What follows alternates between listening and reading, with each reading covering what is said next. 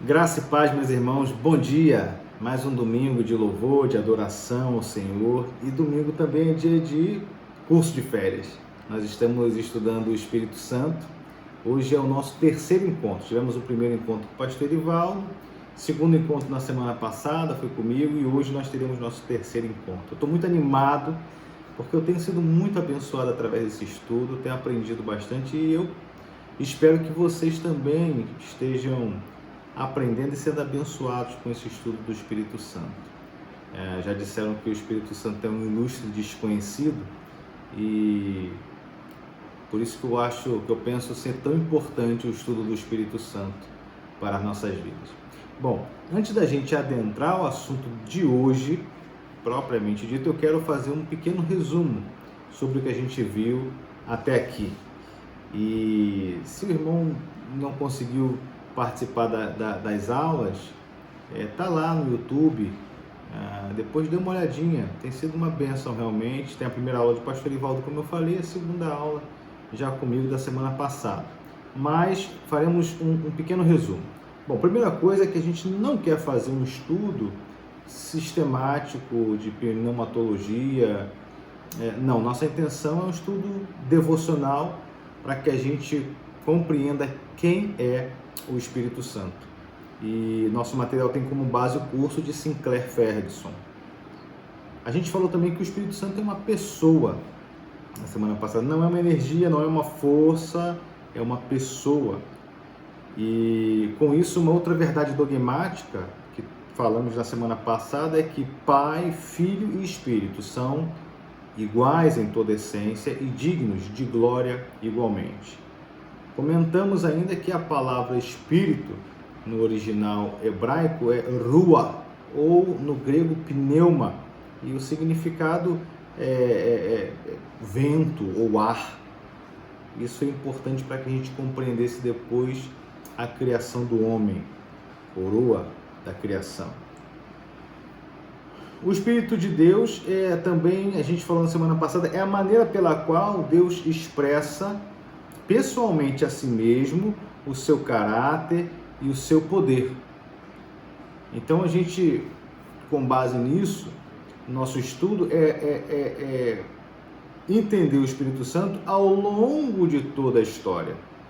Estamos traçando aqui, então, uma espécie de biografia do Espírito Santo, à luz das Escrituras. E aí nós dividimos essa biografia em criação, antiga aliança, vida e ministério do Senhor Jesus e a atuação do Espírito Santo na vida da igreja, na nossa vida. Bom, na semana passada nós falamos de Espírito Santo na criação e na antiga aliança. E hoje nós falaremos sobre o Espírito Santo na vida e ministério do Senhor Jesus. Mas ainda dentro desse resumo, falando do Espírito Santo na criação, nós comentamos que o Espírito Santo, estava na criação, ele pairava sobre a face do abismo, ele trazia forma ao que é amórfico, ele trazia plenitude ao que era vazio. Da mesma forma, ele faz em nossas vidas. Nossas vidas sem o Senhor é sem forma e vazia, e o Espírito Santo traz forma e plenitude para as nossas vidas. Nós também compreendemos que o Espírito Santo na criação, ele pairava sobre as águas e criava um templo. E esse templo é um templo de adoração, um templo de comunhão entre o Criador e a criação. De igual maneira conosco, o Espírito Santo habita em nós e cria um templo de louvor, de adoração com o Senhor e de comunhão também com o Senhor. Ainda com relação ao Espírito Santo na criação, nós falamos que Deus deu o seu ruah, ou o seu Espírito, somente ao homem. E é como se o Senhor, como se a revelação para nós fosse algo do tipo, o homem, coroa da criação, o único que recebe o Espírito de Deus, ele é levantado para liderar toda a criação em ato de louvor e adoração ao próprio Deus. Entrando agora na antiga aliança, na ação e ministério do Espírito Santo na antiga aliança, nós recordamos que ele agia de maneira temporária, de maneira transitória, de maneira específica, ele tinha um propósito específico, e ele, de maneira temporária, tomava uma pessoa e depois saía para atender um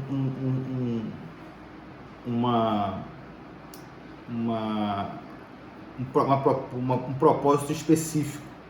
E ele tomava homens e mulheres, reis, profetas e sacerdotes, com esse propósito específico, mas sempre apontando para o tempo de plenitude, para a vinda do Senhor Jesus.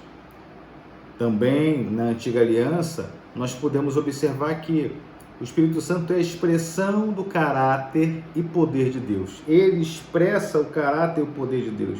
Então a gente pode dizer que o Espírito Santo é a pessoa da divindade que vem para nos tornar conscientes da presença de Deus. Eu comentava que nós podemos compreender intelectualmente os atributos de Deus, que Ele é maravilhoso, que Ele é bom, que Ele é santo, que Ele é onipresente, onisciente, mas somente através do ministério, da ação do Espírito Santo, nós nos tornamos conscientes. A face de Deus nos é revelada, e isso passa a ser, esses atributos talvez subjetivos, outrora, passa a ser pessoal, plenamente compreensível para nós. E por último, na Antiga Aliança, a gente percebe também que o objetivo final, com tudo isso, o objetivo final do Espírito Santo, a obra do Espírito Santo de Deus, é trazer descanso ao seu povo. Lembram do Espírito Santo guiando o povo no Êxodo, a Shekinah de Deus, manifestada ali a glória de Deus, a coluna de fogo, de nuvem, guiando o povo para a terra prometida, guiando o povo para uma terra que mana leite e mel, guiando o povo para uma terra de descanso. Mas essa não era a obra final também, era uma obra que apontava para o tempo de plenitude e apontava para aquele que verdadeiramente nos trará descanso, o Senhor Jesus, como diz Mateus 11:28, venham a mim todos os que estão cansados e sobrecarregados e eu lhes darei descanso. Aqui também vemos o ministério do Senhor Jesus, do ministério do Espírito Santo sobre a vida do Senhor Jesus. Bom, de uma maneira geral, nós vimos isso na semana passada e hoje nós vamos pensar juntos sobre o ministério do Espírito Santo na vida do Senhor Jesus. Antes disso, eu ouvi o pastor Franklin Ferreira numa conferência e ele falava que esse momento é o tipo de momento que o preletor cria para si uma armadilha, porque estamos pisando em solo santo. Tratar do Espírito Santo é pisar em solo santo. Portanto, carecemos da ação do próprio Espírito Santo. A gente não pode pensar que podemos compreender à luz da nossa própria capacidade. Por isso eu quero convidar você a orar nesse momento, orar por mim, para que eu fale aquilo que o próprio Espírito conduz a falar, e orar por nós, para que a compreensão seja dada também pelo Espírito Santo. Vamos orar? Pai Santo, bendito, Deus Todo-Poderoso e Trino, Tu que és santo, clamamos humildemente pela Tua misericórdia nesse momento. Ajuda-nos a compreender a Tua Palavra, ajuda-nos a estudar a Tua Palavra, não só para compreender, mas para viver, Senhor. Queremos dizer que Te amamos, Deus Pai, Deus Filho e Deus Espírito Santo. Ajuda-nos a conhecer mais do Teu Espírito. Nós oramos agradecidos por tudo e no nome de Jesus. Amém e amém. Bom, conforme já informado, nosso intuito é, através do estudo devocional, compreender quem é o Espírito Santo. E para isso a gente está se valendo de uma biografia ao longo da história através da revelação dada pelo Espírito. Eu lembro que semana passada eu falei isso, já foi dito que Deus revela a si mesmo como Ele realmente é. Portanto, a base do nosso estudo é a Bíblia, porque a Bíblia é a revelação de Deus. Então, na medida que a gente olha, na medida que a gente lê, na medida que a gente estuda a palavra, conhecemos mais o Pai, conhecemos mais o Filho e conhecemos mais o Espírito. E hoje nós pensaremos a respeito do Espírito Santo na vida e ministério do Senhor Jesus. Já foi dito que o Antigo Testamento é uma espécie de quarto escuro, com mobília, mas um quarto escuro. Você não enxerga a mobília, somente quando a luz acende que você consegue enxergar a mobília. Uma outra ilustração que usam também é que o Antigo Testamento é parecido com aquela máquina fotográfica que tínhamos antigamente. Você batia a foto estava ali naquele rolo, mas você não conseguia ver. Você só conseguia ver essa foto quando você levava para revelar a foto. É nesse sentido que a gente trata o Antigo Testamento. Ele ainda não tem sua revelação plena, como no Novo Testamento. Mas ainda no Antigo Testamento existem momentos que a iluminação é intensa. O Espírito Santo se manifesta de tal maneira que ele ilumina e todos podem enxergar a sua ação, a sua presença. Mas de repente se apaga a ponto do povo ter que tatear para saber onde está. Como sabemos, isso daí é parte da revelação do Senhor, progressiva. Ela é gradativa, pouco a pouco o Senhor vai revelando o seu verdadeiro caráter e o seu glorioso ser, que é trino. Na plenitude dos tempos, Jesus revela o Pai. Ele era a revelação final e máxima de Deus Pai, o Senhor Jesus. Lembram do que Filipe disse lá em João 14, verso 8? Filipe falou o seguinte: Senhor, mostra-nos o Pai, e isso nos basta. A resposta de Jesus vem no verso 9 falando o seguinte: você não me conhece, Filipe, mesmo depois de eu ter estado com vocês durante tanto tempo. Quem me vê, vê o Pai. Como pode dizer, mostra-nos o Pai? Percebo que Jesus revela o Pai plenamente, mas essa mesma verdade vale para o Espírito Santo. Jesus também revela o Espírito Santo. E é disso que eu quero tratar com os irmãos. Vejam João capítulo 14, versos 16 e 17. E eu pedirei ao Pai, e Ele lhes dará outro conselheiro para estar com vocês para sempre. O Espírito da Verdade. O Espírito Santo também é conhecido como o Espírito da Verdade. O mundo não pode recebê-lo porque não vê nem o conhece. Agora atenção nessa parte. Mas vocês o conhecem, pois Ele vive com vocês e estará com vocês. Atenção.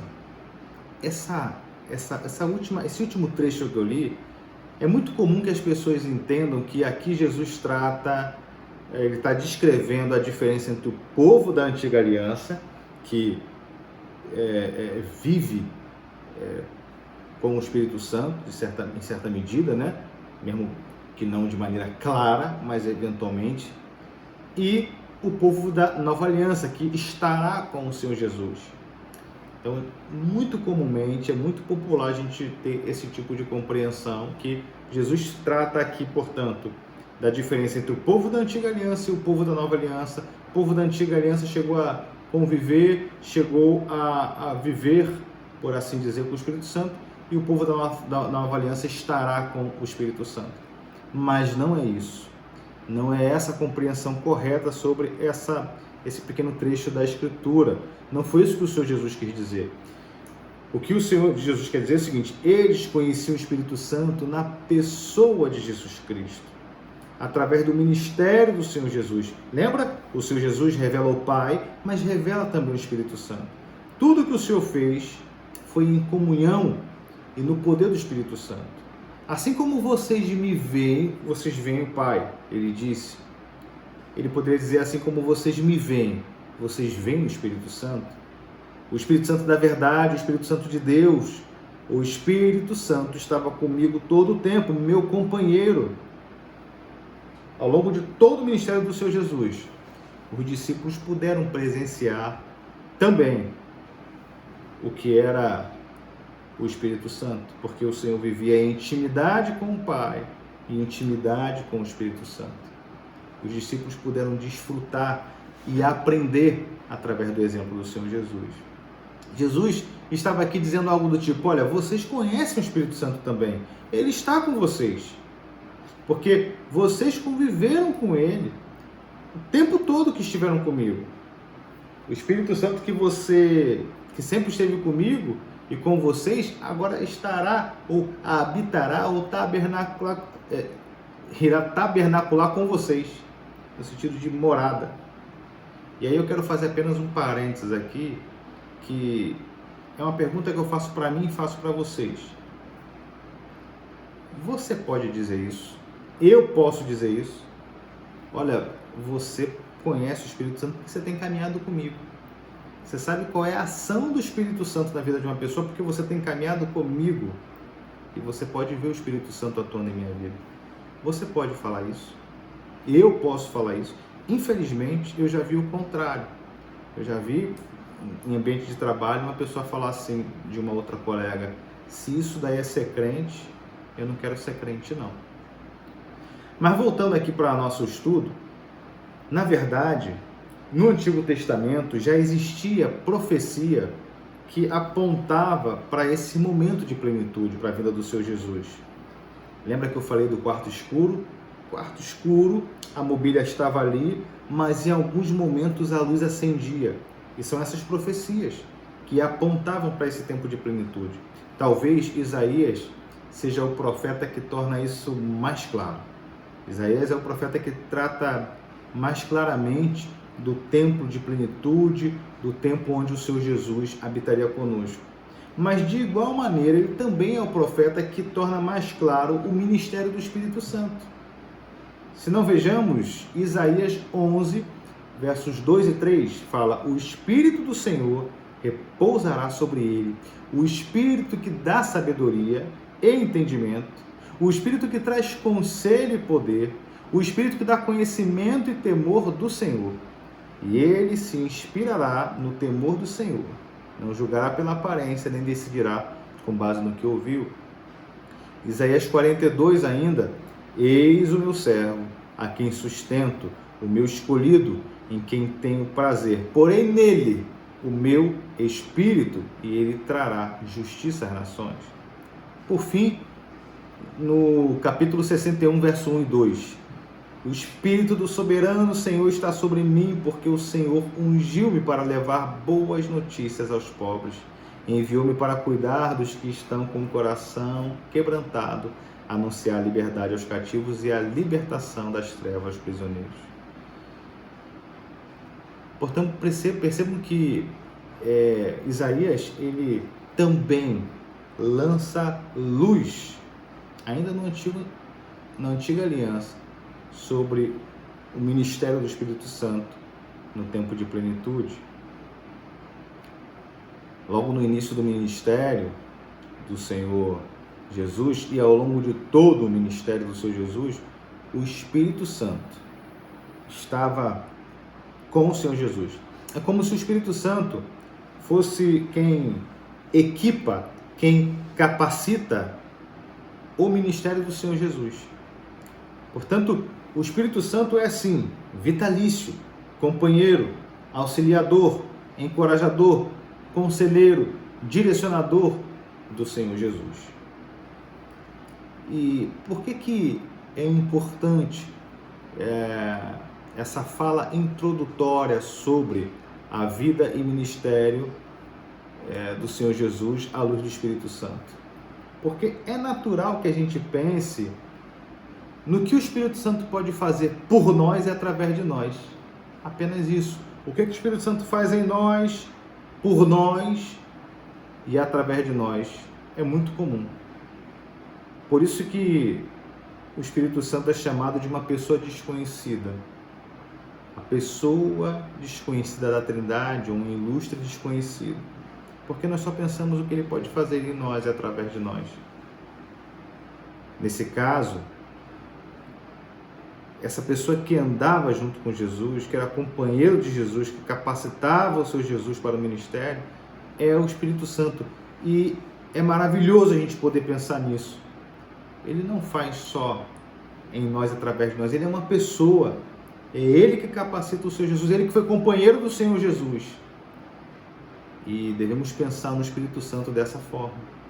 Por isso que nós vamos destacar 4 momentos no ministério, vida e ministério do Senhor Jesus. O nascimento dele, nós vamos destacar esses 4 pontos à luz do Espírito Santo. O nascimento do Senhor Jesus, como companheiro do Senhor Jesus durante toda a sua trajetória.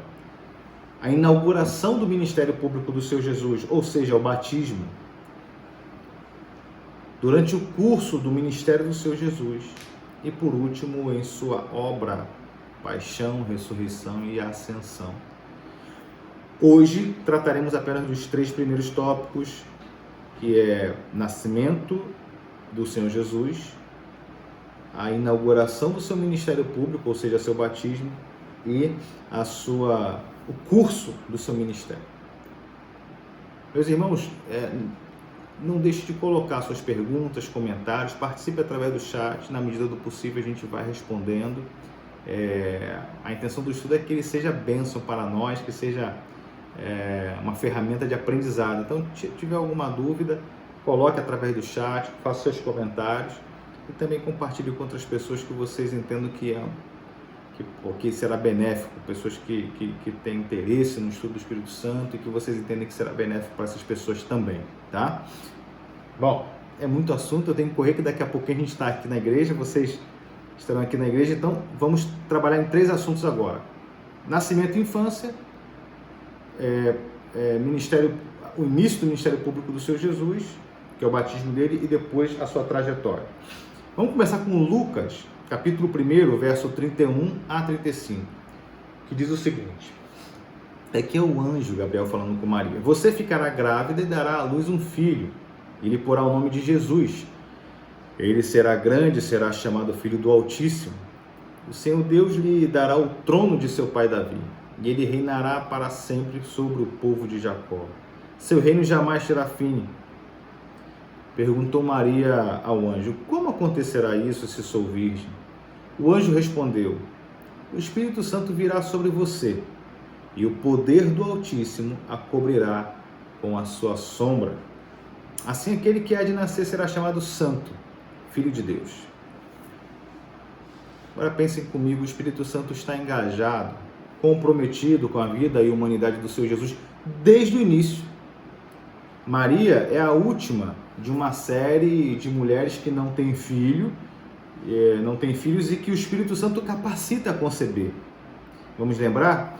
Sara, Rebeca, Raquel, a mãe de Sansão, nós não sabemos o nome, Ana, mãe de Samuel, a mulher sunamita, que Eliseu orou para que ela tivesse filho com o esposo, e Isabel, mãe de João. Todas essas mulheres não tinham filhos e foram capacitadas a conceber através da ação do Espírito Santo. Eram mulheres estéreis. O Espírito Santo capacitou a ter filho. Maria é a última dessa linha, dessa relação, dessa série de mulheres que não tem filho e que o Espírito Santo capacita. Só que Maria é virgem. E isso sim é algo novo e extraordinário. Maria é virgem, algo novo, algo extraordinário. Através da ação do Espírito Santo, ela é capacitada a ter filho. Observe que o Espírito Santo paira sobre o ventre de Maria. Fala assim, o Espírito Santo virá sobre você e o poder do Altíssimo a cobrirá com a sua sombra. Não está claro aqui um eco de Gênesis 1 e 2, que nós lemos na semana passada? O Espírito Santo pairando. É interessante, é o Espírito Santo fazendo obras que talvez as suas obras são as mais importantes e a que recebe menos holofote. São obras onde os olhos não podem ver. Ele pairava ali sobre o ventre de Maria. A criação, a concepção de Jesus, a nossa regeneração, a regeneração do indivíduo, são obras do Espírito Santo, que não recebem holofote. São obras que são feitas assim, onde olhos não podem ver. Me parece que o Espírito Santo ama trabalhar em sigilo pessoal. Talvez isso seja parte do seu caráter de humildade e de modéstia. Parece que o que está acontecendo aqui é que o Espírito Santo está começando uma nova criação, assim como fez no Gênesis. Me parece que aqui ele começa uma nova criação. Na primeira criação ele trouxe ordem à desordem, ele trouxe plenitude ao vazio. E ele vem ao mundo que está em desordem e que não tem capacidade de se salvar, um mundo que está vazio, estéril e que em nada pode contribuir com a sua própria redenção, com a sua própria salvação. E ele está vindo sobre a antiga criação, a humanidade, que nesse momento é encontrada em Maria, na Virgem Maria, e traz a concepção, o Filho de Deus. E ele traz a concepção, aquele que se tornaria o Salvador do mundo. Primeira criação e uma nova criação, agora através da ação do Espírito Santo, trazendo o Salvador do mundo. E aqui nós vemos outro eco. Não apenas trouxe forma e plenitude, mas vocês lembram da nuvem, da glória de Deus, da Shekinah de Deus ali no Êxodo? A presença do Espírito Santo pairando sobre a Virgem Maria para apontar que esse é aquele que fará acontecer o verdadeiro e real êxodo. A Shekinah de Deus estava no deserto, direcionando e guiando o povo para a terra que mana leite e mel, para uma terra de descanso. E nesse momento, o Espírito Santo de Deus está ali, sobre o ventre de Maria, apontando para aquele que vai nos levar para o verdadeiro e real êxodo. Não apenas um êxodo de escravidão e esterilidade física, mas um êxodo de esterilidade e escravidão espiritual. Não é lindo a gente perceber como a palavra de Deus é maravilhosa e perfeita? O Espírito Santo de Deus estava ministrando. Ele era companheiro do Senhor Jesus desde o início. Desde o início. Ele já estava ali no ventre de Maria, desde o início, companheiro do Senhor Jesus. Agora, eu quero pensar com os irmãos sobre a inauguração do ministério público do Senhor Jesus. Foi o seu batismo. No batismo do Senhor Jesus, inicia o ministério público dele. E eu quero convidá-los a ler Mateus 3, 16 e 17, que diz assim: assim que Jesus foi batizado, saiu da água. Naquele momento os céus se abriram e ele viu o Espírito de Deus descendo como pomba e pousando sobre ele. Então uma voz dos céus disse: este é o meu Filho amado, em quem me agrado. Então Jesus foi levado pelo Espírito ao deserto para ser tentado pelo diabo. Eu sempre achei muito estranho esse texto. Eu não sei os irmãos, mas eu sempre achei muito estranho. E nós vamos tentar compreender juntos. O batismo de Jesus nos mostra de maneira clara, primeiramente, que Deus é trino. Ou seja, um em essência e três em pessoa. Porque as três pessoas da Trindade, elas estão manifestas, elas aparecem nesse quadro do batismo do Senhor Jesus. Aliás, muito cuidado. Existia um falso ensino desde a igreja primitiva, chamado modalismo. O que o modalismo dizia?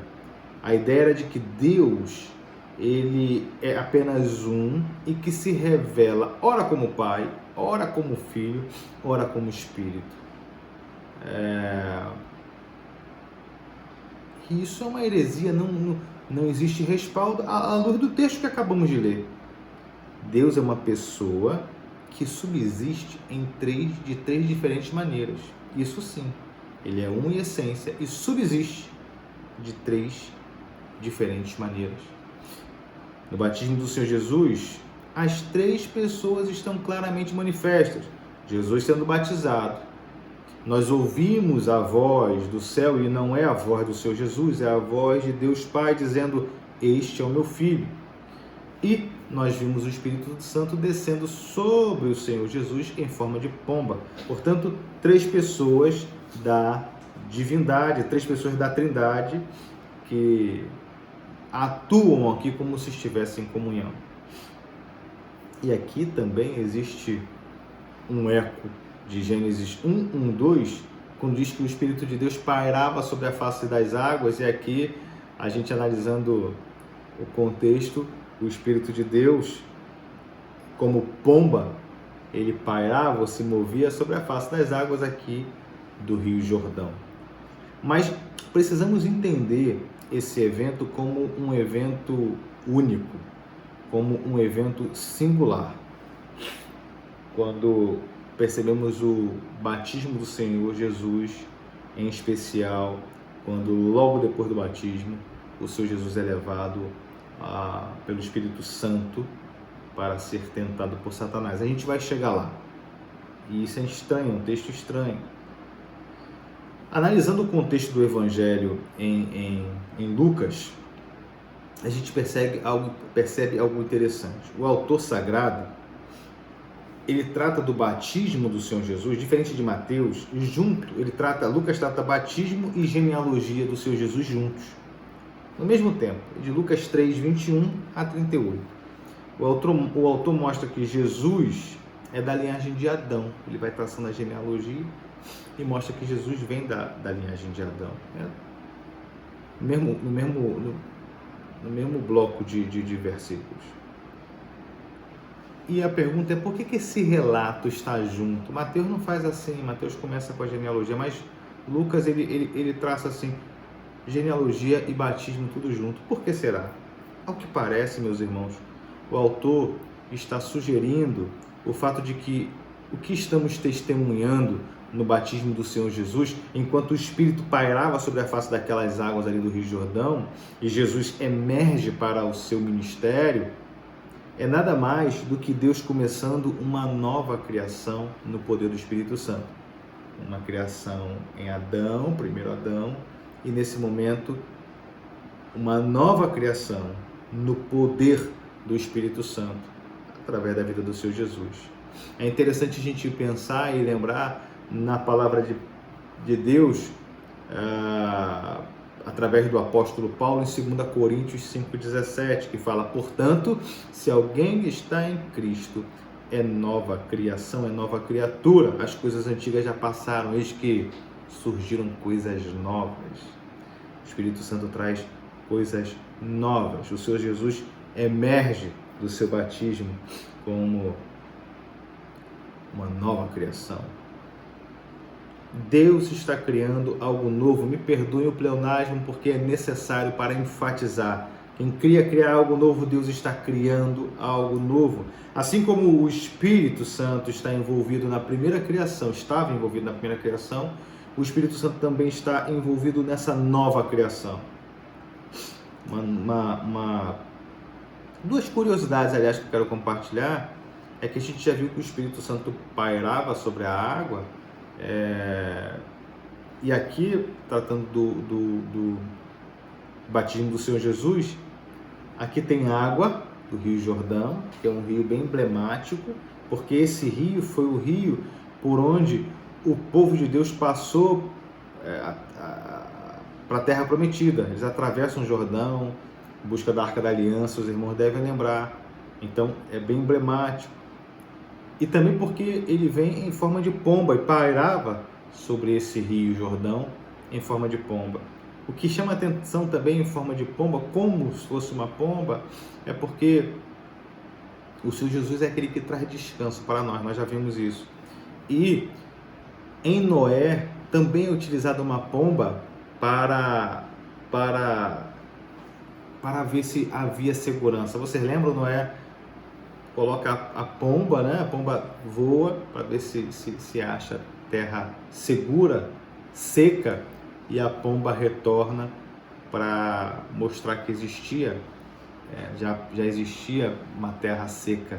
Então, são duas curiosidades que chamam a atenção: o Rio Jordão, a água por onde o Espírito Santo pairava, ali era o Rio Jordão, um rio emblemático também para o povo de Deus, e a pomba, que também utilizada por Noé para ver se dava segurança. Eu lembro que o Espírito Santo guiava o povo no Êxodo para uma terra de segurança e apontava para o seu Jesus uma terra de segurança, uma terra de descanso. e apontava para o seu Jesus também como aquele que traria descanso eterno e perene para nossas vidas. Portanto, o Espírito Santo veio sobre o Senhor Jesus para ajudá-lo a cumprir o seu ministério. O Espírito Santo veio como se fosse para equipar, para capacitar o Senhor Jesus para o seu ministério, na inauguração do seu ministério, ali no seu batismo. Existe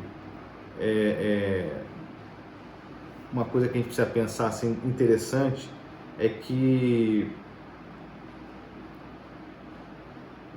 ele estava levando o povo, aliás, o Senhor Jesus é quem leva o povo para a terra de descanso. E isso já havia sido, de certa forma, manifestado ou lembrado lá no Antigo Testamento.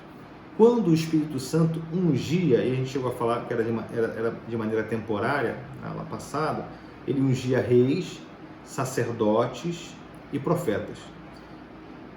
Todas as vezes que o Espírito Santo ungia no Antigo Testamento reis, sacerdotes e profetas, ele ungia para um propósito específico, eu já falei, via de regra, apontando para o tempo de plenitude, para aquele que traria para nós o descanso, que é o Senhor Jesus.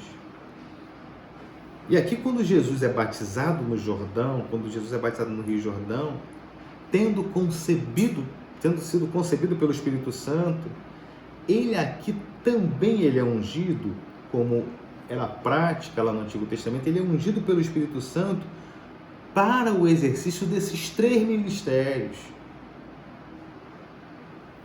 Para o exercício do ministério como profeta, como sacerdote e como rei. O Senhor Jesus, ele é ungido para esses 3 ofícios. Ele é o único. Ele é o único. No Antigo Testamento, era um rei, um sacerdote ou um profeta. O Senhor Jesus, ele reúne os 3 ministérios. Ele foi ungido como profeta de Deus para que, quando o povo ouvisse a sua voz, Deus falasse com o povo. Ele é ungido como sacerdote de Deus para que, quando ele se oferecesse na cruz do Calvário, Deus aceitasse seu sacrifício pelos pecados de todo o povo. Jesus também foi ungido como rei, porque Jesus é aquele que reinará sobre toda a terra. Percebem como o Antigo Testamento apontava para esse tempo de plenitude, e esse tempo de plenitude na pessoa do Senhor Jesus é capacitado, é ungido, é guiado pelo Espírito Santo. Então, depois de ser batizado, o Espírito Santo, que tinha sido companheiro íntimo do Senhor Jesus pelos 30 anos de sua vida, agora estava levando o Senhor Jesus ao palco da história. Era como se o Espírito Santo, companheiro do Senhor Jesus, lado a lado com ele, pegasse o Senhor Jesus pela mão e falasse assim: olha, confie em mim, siga, porque eu estarei te equipando, eu estarei te capacitando para o ministério para o qual o Pai, o Senhor, lhe chamou. É por isso que a próxima coisa que acontece é a tentação. Vejam, Lucas 4:1 diz o seguinte: Jesus, cheio do Espírito Santo, voltou do Jordão e foi levado pelo Espírito ao deserto, onde durante 40 dias foi tentado pelo diabo, não comeu nada durante esses dias e ao fim deles teve fome. Eu não sei vocês, meus irmãos, mas isso é uma passagem tão estranha para mim, tão difícil de entender. A gente vai tentar entender aqui agora, lançar a luz através do Espírito Santo para que a gente compreenda isso. A primeira coisa que a gente precisa pensar sobre isso é que isso é um daqueles eventos que são singulares, são únicos. Esse evento não se repete, muito menos conosco. Jesus, cheio do Espírito Santo, voltou do Jordão e foi levado pelo Espírito ao deserto. Algumas versões, impelido, ainda é mais forte. Se não me engano, Marcos fala impelido, é mais forte ainda. Portanto, a gente precisa entender isso como uma passagem singular, única. do Espírito Santo na vida do Senhor Jesus. Nós não podemos falar que o Espírito Santo nos leva à tentação. Nós não podemos falar. Na verdade, o Espírito Santo nos ajuda a evitar a tentação. Ele não nos leva à tentação. Mas Jesus, no poder do Espírito Santo, estava justamente marchando, estava sendo levado para a tentação. A pergunta é: o que o Espírito Santo está tentando fazer na vida e no ministério do Senhor Jesus? Qual é o propósito do Espírito Santo com isso? Aliás, um pequeno parênteses aqui, é interessante a gente notar que Marcos 1,13 faz questão de trazer mais detalhes para essa ilustração, para esse quadro. Ele fala que Jesus estava no deserto com animais selvagens. E por que isso é importante? Jesus foi levado pelo Espírito Santo para ser tentado, e foi tentado num lugar que é animais selvagens. Isso serve para diferenciar de Adão. Jesus não é o segundo Adão, a nova criação, cheia do Espírito Santo. Isso serve para diferenciar de Adão, que foi tentado no Éden. Adão foi tentado cercado por feras domesticadas. Não tinha animal selvagem, todos domesticados. Ele tinha um jardim de frutas. Podia comer de todas, à exceção de uma. Jesus estava cercado por esterilidade, um ambiente hostil, jejuava por 40 dias, teve fome, teve sede. O Espírito Santo está levando Jesus à parte mais crucial do seu ministério. O Espírito Santo estava levando o seu Jesus para um momento de provação total, tentação. De maneira extraordinária, Jesus está sendo capacitado para reverter o que Adão fez no Éden, num cenário muito pior. De maneira extraordinária, o Espírito Santo capacita o Senhor Jesus para reverter aquilo que Adão fez no Éden. Adão pecou por comer e trouxe caos ao mundo. Jesus, cercado aqui por um ambiente hostil, mas sob a liderança do Espírito Santo, o Senhor Jesus fica face a face com o inimigo de Adão. Adão aqui é a humanidade. O Senhor Jesus fica face a face com o nosso inimigo. Em uma condição empobrecida, faminto, sedento. Ele não estava no jardim do Éden, mas ele vence o nosso inimigo no poder do Espírito Santo. Que coisa linda, meus irmãos. Que coisa linda. Ninguém poderia fazer o que o Senhor Jesus fez, ungido, capacitado, equipado pelo Espírito Santo.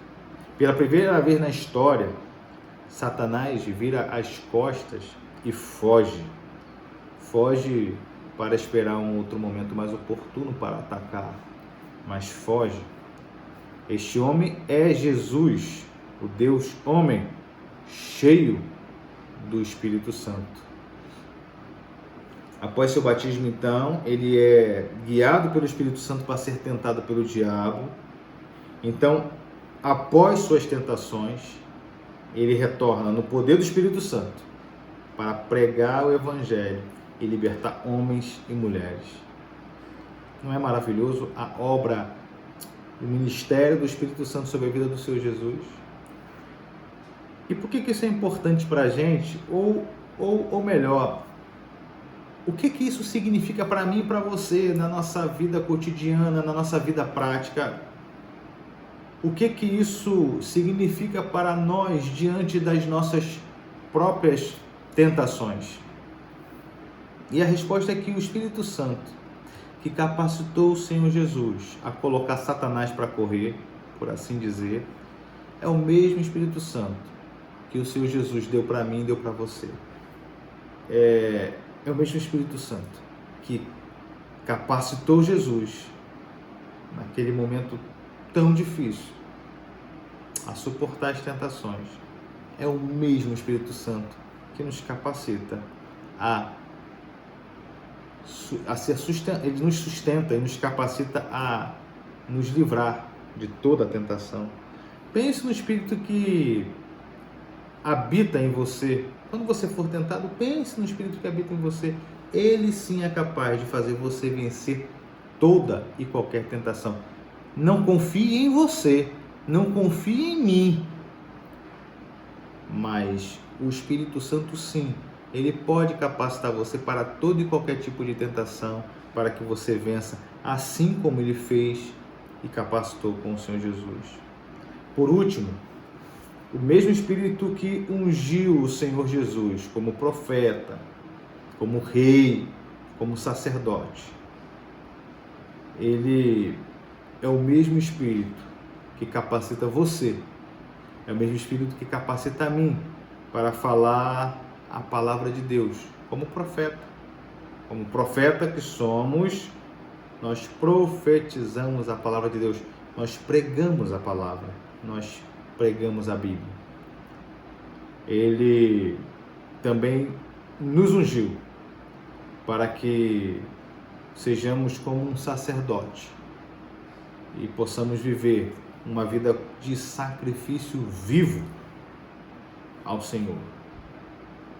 E por último, para reinarmos ao lado do Senhor Jesus. Assim como Paulo fala em Romanos 5,17, ele fala que reinarão em vida por meio de um único homem, Jesus Cristo. A última parte do versículo 17 de Romanos 5,17. Portanto, o Espírito Santo também nos unge, nos capacita, nos sustenta como profetas, pregadores da palavra do Senhor, como sacerdotes, no sentido de vida, de sacrifício agradável ao Senhor, sacrifício vivo, e como reis que reinarão ao lado do Senhor Jesus. Bom, finalizamos aqui essa parte do estudo e vamos entrar agora durante o curso do seu ministério público. Falamos que do nascimento do Senhor Jesus, da ação do Espírito Santo no nascimento do Senhor Jesus. Falamos aqui da inauguração do seu ministério público. Tão estranho isso para nós, o Senhor Jesus foi impelido e levado pelo Espírito Santo. Compreendemos o porquê disso. Momento único, momento singular na história, onde o Senhor, ele vem como um novo Adão e vence a tentação num ambiente muito mais hostil.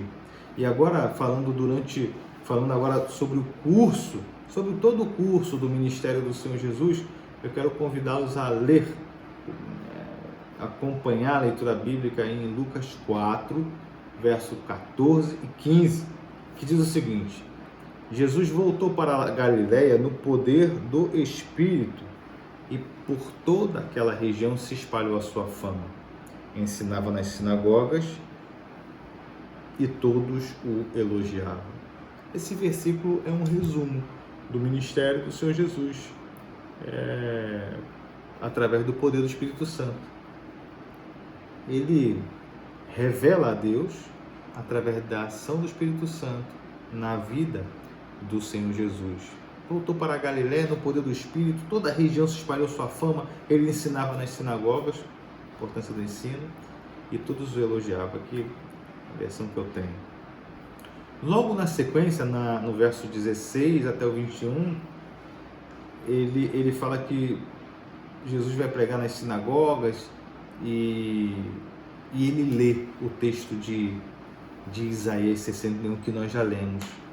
Então, logo no início do seu ministério, maravilhoso notar que o Senhor Jesus está ali na sinagoga e fala assim: ó, esse aí do texto sou eu cheguei, eu sou ele.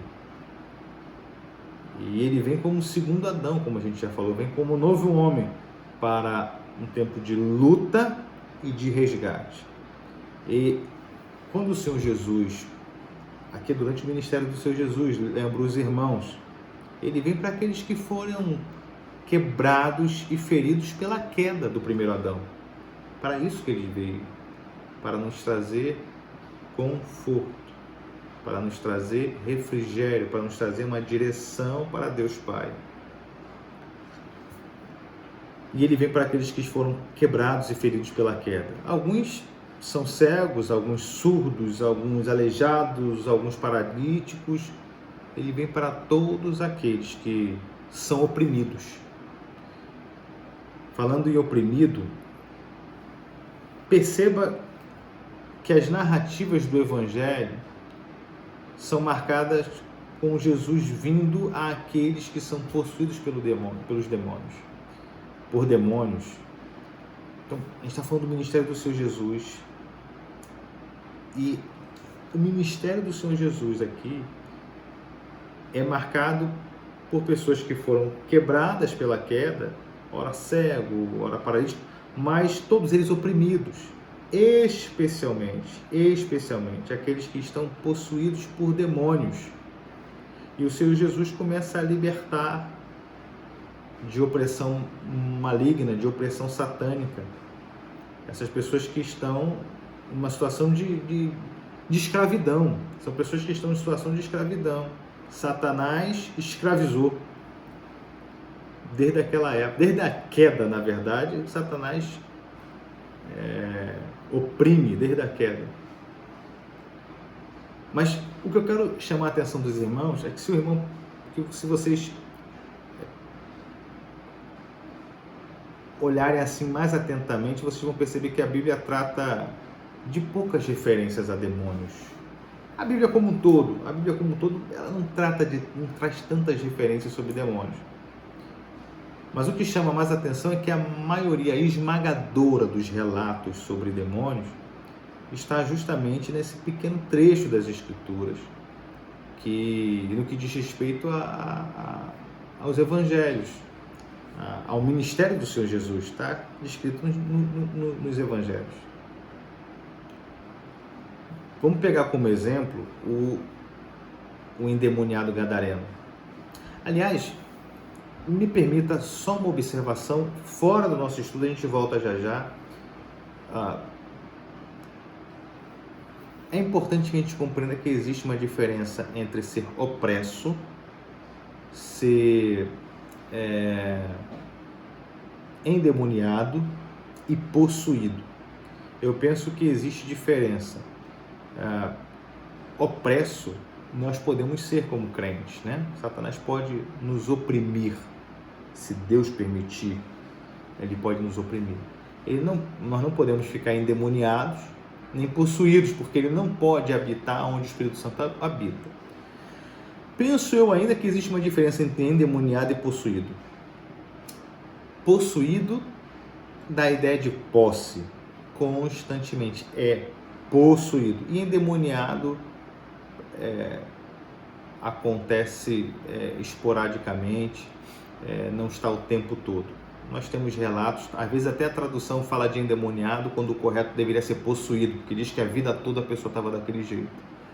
Mas feito esse pequeno parênteses, vamos pensar sobre o endemoniado gadareno, que talvez seja possuído, né? Satanás tinha posse, estava ali presente o tempo todo. Mas endemoniado gadareno.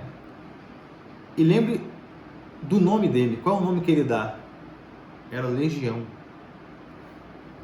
E aí a pergunta é, por que havia uma legião? Aliás, uma pergunta que a gente pode fazer é o seguinte: quantos demônios são necessários para oprimir um homem, levando-o à destruição? Apenas um. Por que ele tinha uma legião romana, em termos de quantidade, né, de demônios naquele homem? Por que tinha uma legião inteira nele? E a resposta é surpreendente. A resposta é porque Jesus estava ali. A quantidade de demônio que tinha naquele homem é porque Jesus estava na terra, Jesus estava naquele local. Jesus estava durante o seu ministério terreno. E é estranho a gente pensar isso, mas o que a gente pode perceber claramente é que quando a gente analisa a narrativa do Evangelho, dentro do contexto completo da Bíblia, existe uma atividade especialmente poderosa no mundo demoníaco, naquela região, durante o período do ministério público do Senhor Jesus. Durante aquele período, há uma ação especialmente poderosa no mundo demoníaco acontecendo ali. E por que isso? Porque essa é a última oportunidade deles, dos demônios, de Satanás, de destruir os propósitos salvíficos do Senhor Jesus. Lembra que Satanás corre esperando um outro momento oportuno para destruir Jesus.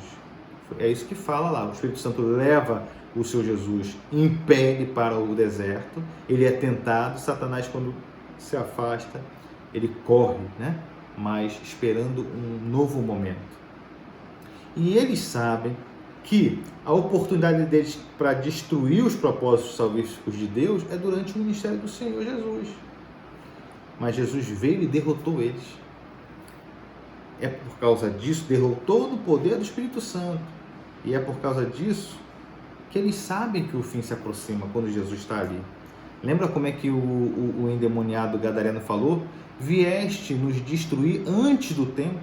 Eles são cônscios de que o tempo está correndo. A legião, quando Jesus chega, a legião que estava no endemoniado gadareno pergunta: vieste nos destruir antes do tempo? Talvez tudo isso, o Senhor Jesus, talvez não, certamente o Senhor Jesus faz tudo isso no poder do Espírito Santo, mas não sou eu quem estou falando, o próprio Senhor Jesus que fala. Que tudo que ele fez foi no poder do Espírito Santo. Veja, Lucas 11:20 fala o seguinte: mas se é pelo dedo de Deus que eu expulso demônios, então chegou a vocês o reino de Deus. O Senhor Jesus expulsava demônios, dedo de Deus. Dedo de Deus é uma expressão, mais uma expressão para tratar do Espírito de Deus. Mas se é pelo dedo de Deus, ou se é pelo poder do Espírito Santo que eu expulso demônios, então chegou a vocês o reino de Deus. É isso que o Senhor Jesus está querendo dizer. O dedo de Deus é apenas mais uma expressão, uma outra maneira para falar do companheiro que está com o Senhor Jesus desde o ventre de Maria. É o Espírito Santo de Deus. E Sinclair Ferguson, ele diz que precisamos encontrar razões nas Escrituras para amar o Espírito Santo. Nós certamente amamos o Pai, amamos o Filho como cristãos. Como cristãos nós amamos o Pai e o Filho. É normal, é mais perceptível. Mas a Bíblia, ela está nos ensinando que existe uma razão maravilhosa para a gente amar o Espírito Santo, porque o Espírito Santo capacitou Jesus para nos libertar. O Senhor Jesus curando cegos, leprosos, paralíticos, pessoas oprimidas, ele não curou todos durante seu ministério, não curou todos, mas ali ele acende uma luz, apontando para o que ele iria de fazer por nós na eternidade. E Sinclair fala que, olha, existe uma razão maravilhosa para amar o Espírito Santo, é porque ele ungiu, capacitou o Senhor Jesus para essa obra de libertação, essa obra maravilhosa. Agora observe, Lucas, no capítulo 10, do verso 17 até o verso 22, especialmente no verso 20, mas eu vou ler do 17 ao 22. Os 72 voltaram alegres e disseram: Senhor, até os demônios se submetem a nós em teu nome. O Senhor Jesus tinha mandado eles, né? No poder do Espírito. Ele respondeu: eu vi Satanás caindo do céu como relâmpago. Eu lhes dei autoridade para pisarem sobre cobras e escorpiões e sobre todo o poder do inimigo. Nada lhes fará dano. Contudo, alegrem-se, não porque os espíritos se submetem a vocês, mas porque seus nomes estão escritos nos céus.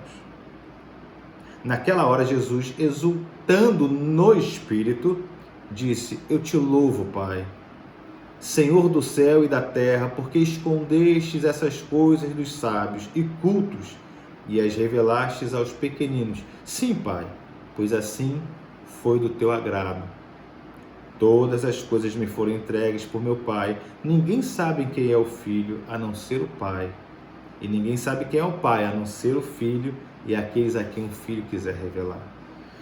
Primeira coisa que eu quero pensar com os irmãos é que dons poderosos não são necessariamente sinais de graça salvadora. Por isso que ele fala no verso 20: contudo, alegrem-se não porque os espíritos se submetem a vocês. Vocês foram no poder do Espírito Santo, dom, tudo bem, eu dei, eu direcionei, mas porque seus nomes estão escritos nos céus. Mas existe algo novo aqui também que eu quero pensar com os irmãos. Jesus tinha o Espírito Santo como companheiro, era companheiro de Jesus,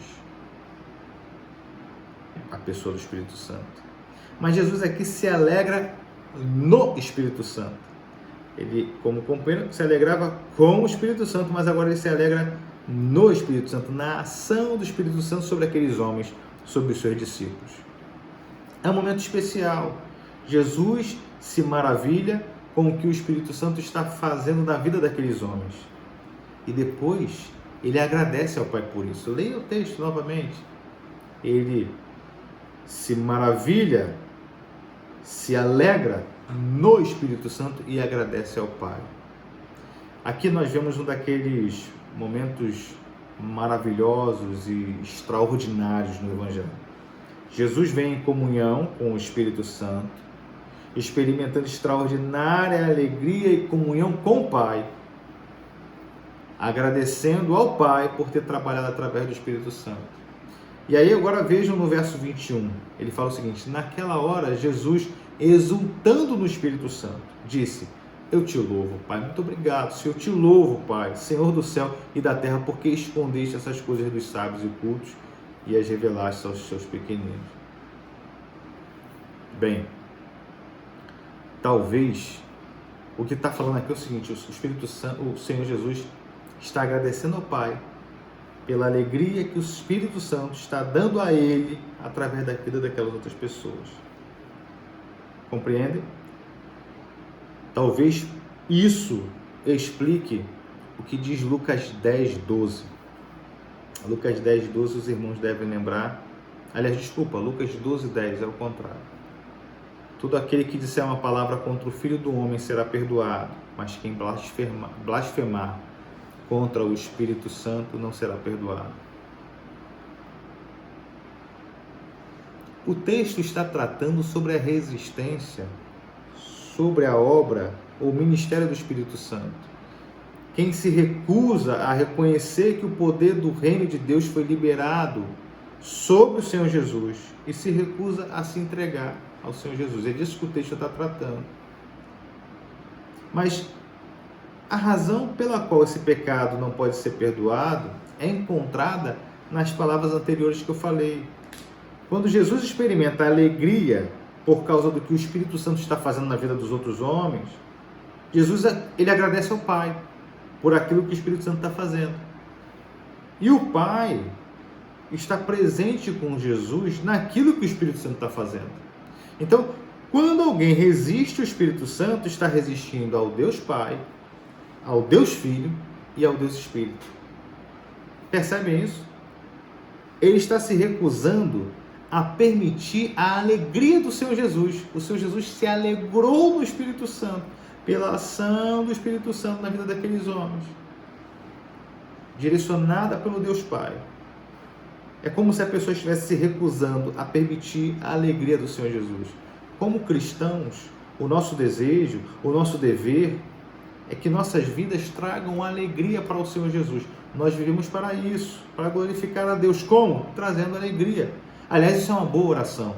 Deus, nos ajuda a ter uma vida da qual o Senhor se alegre, da qual o Senhor se agrade. Isso é uma boa oração. É uma oração que o Pai gosta de ouvir. Como cristãos, nosso desejo, nós buscamos que nossas vidas tragam alegria para o Senhor Jesus. Aí você pode se perguntar, por que é um pecado tão hediondo, então, recusar a ponto de não ser perdoado? Porque a blasfêmia contra o Espírito Santo é recusar alegria ao Senhor Jesus. É porque trazer alegria ao Senhor Jesus é o que o Pai mais quer. Você, quando blasfema contra o Espírito Santo, você está recusando a obra do Espírito Santo, a obra do Deus Pai, a obra do Deus Filho, a obra do Deus Espírito. E mais do que isso, você está se recusando a dar alegria ao Senhor Jesus. E dar alegria ao Senhor Jesus é o que o Pai quer. Percebe? Talvez aqui valha a pena a gente lembrar a carta aos Hebreus, no capítulo 12, no verso 2, que fala: tendo os olhos fitos em Jesus, autor e consumador da nossa fé, ele, pela alegria que lhe fora proposta, suportou a cruz, desprezando a vergonha, e assentou-se à direita do trono de Deus. Deus o exaltou e lhe deu o nome que está acima de todo nome, para que ao nome de Jesus todo joelho se dobre, toda a língua confesse que Ele é Senhor, para a glória de Deus Pai. O desejo do Pai é que Jesus tenha alegria, uma alegria inexprimível, e resistir ao Espírito Santo, que busca trazer tal alegria a Jesus, ao nos trazer a fé e a humildade a Jesus, é cometer tal blasfêmia contra o Espírito Santo, que tristemente, nunca será perdoado. Finalizamos nosso estudo aqui, meus irmãos. Espero que vocês tenham sido abençoados, espero que tenham compreendido, e na medida do possível nós vamos responder as perguntas. É um estudo profundo do Espírito Santo, é tão bom, tão profundo falar do Espírito Santo, e ele nos capacita para gerar essa alegria ao Senhor Jesus, e a alegria ao Senhor Jesus é o que o Pai quer. Na próxima semana nós vamos estudar sobre a obra, a morte e redenção, a ressurreição do Senhor Jesus, e também sobre o ministério do Espírito Santo na vida da igreja, na nossa vida. E já começaremos o culto aqui na Graça. Venham para o culto presencial. Deus abençoe a cada um de vocês e até já. Um abraço.